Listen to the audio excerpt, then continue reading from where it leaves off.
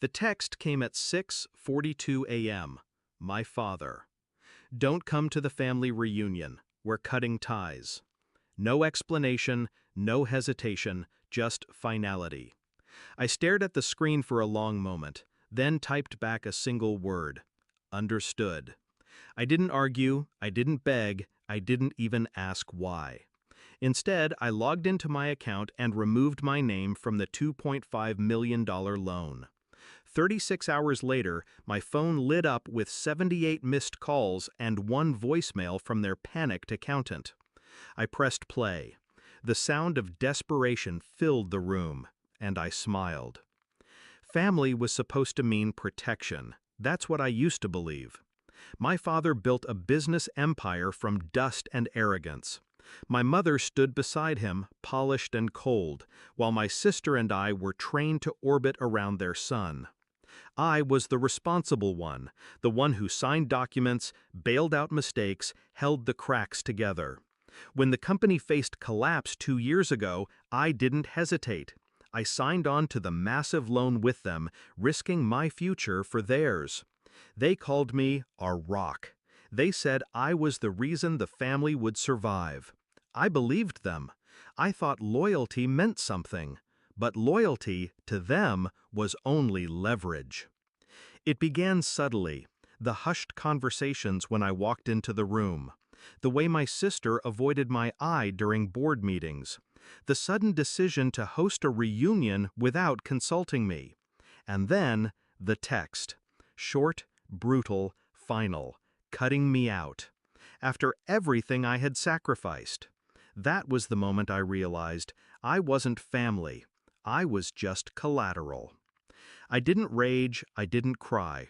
Instead, I thought about the loan. $2.5 million. My signature alongside theirs.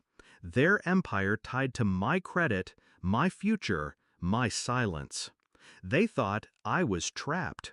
But they had forgotten one thing. My name on the line was a gift I could take back. And once I did, the weight would crush them alone.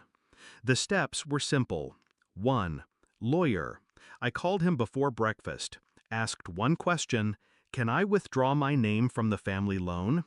His pause was long, but his answer was yes. 2. Documentation. Every form, every clause. I combed through them with the precision of a surgeon. 3. Timing.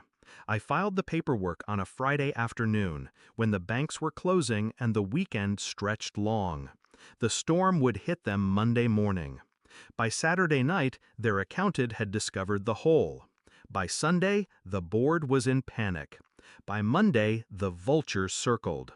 I didn't need to lift a hand. I had simply stepped away and let gravity do the rest. When the calls came, I didn't answer. My father's voice, frantic, broke through voicemail after voicemail. Pick up, we can fix this. You don't understand what you've done. Please, don't do this to your family. Family. Now the word returned not as a shield, but as a plea.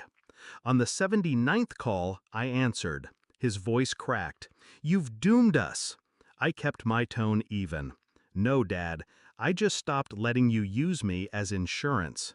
Silence. Then rage. Then begging. I let him spill his desperation, every word sharpening the knife. Finally, I ended the call with the same word I'd started with. Understood. And hung up. They had cut ties. I simply believed them. In less than a week, the empire my father built began to rot from the inside. Banks called in debts. Partners withdrew.